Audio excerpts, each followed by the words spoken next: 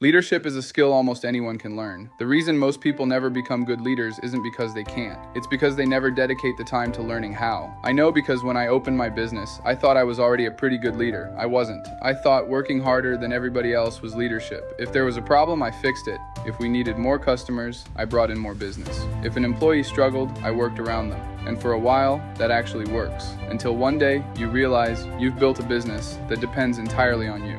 One of the hardest things I had to change was how I reacted when somebody made a mistake. My instinct was always to give them the answer. Someone brings me a problem, I solve it.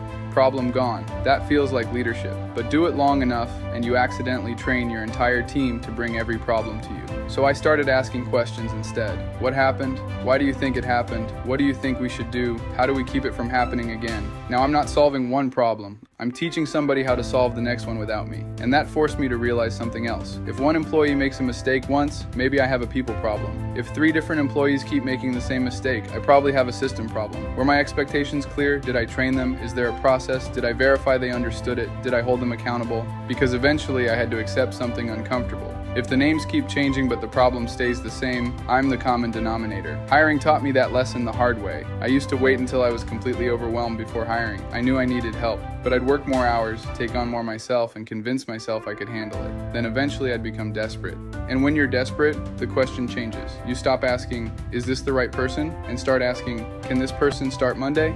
That is how bad hiring decisions get made. Then when somebody quit, I took it personally.